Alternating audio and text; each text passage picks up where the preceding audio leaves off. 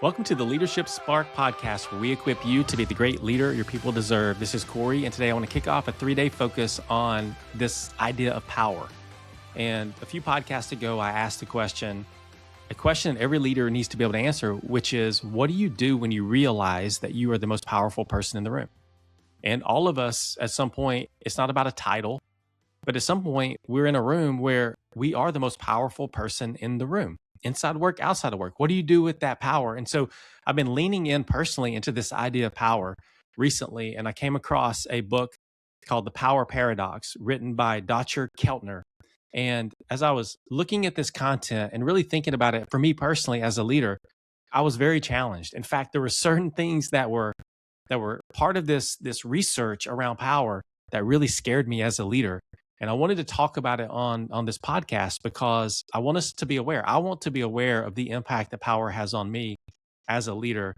And I want to be a good steward of the power that I do have, whatever that may be.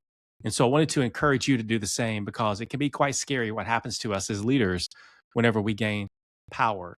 And so I want to start today with just talking about what do you lose whenever you gain power? And it's very interesting whenever I leaned into this and the things that I learned from this book about power. And so power is something that's gained through our positive social behaviors. Power is something that people give us, but once we have power, so it's given to us through our positive social behaviors. I'm going to unpack what that means. But once we have power, we often lose those behaviors, the things that got us the power in the first place, the ability to influence other people. And that may be a position that you're in. It may be a promotion that you got, but you've taken on more responsibility because people have given you the ability to be able to do that.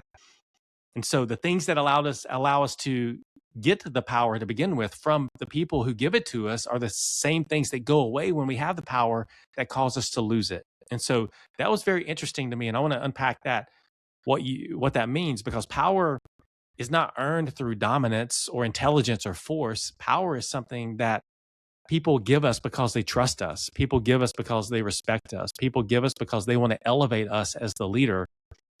And so, ironically, the things that got us there are the things that we can lose once we have it. And so an example of this would be, and this is from the book, The Power Paradox, is that power comes from connection. Power comes from connection, but power often destroys connection, which is a scary thing to think about. Power comes from connection, but power can often destroy connection. People rise to positions of power because they show things like empathy, generosity, collaboration, gratitude, service to others. Those are the types of behaviors that when people experience those from us as leaders, they want to give us more influence over them and over the parts of the business that they participate in and work in. And so we rise because of our empathy, our generosity, our collaboration, our gratitude, our service to others. But once we're in power, we can begin to show the opposite. We can begin to show less empathy. We can begin to be more impulsive.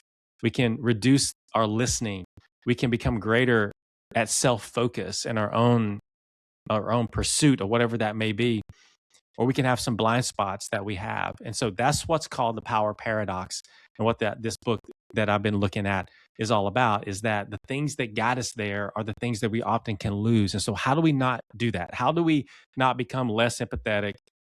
How do we not become more impulsive? How do we not reduce our listening? How do we not have a greater self-focus, but be others focused? How do we put people around us who can help us see our blind spots whenever we grow in leadership? And if we can do that, we can protect ourselves against the power paradox. And so I'm going to unpack this over the next couple of days, but wanted to tee it up by saying this is scary as a leader, that the more power you get as a leader, the less empathetic you can become, the less connection that you can pursue. And those are the things that got you there in the first place. And so we want to prevent against that. So come back tomorrow and we'll unpack this idea further.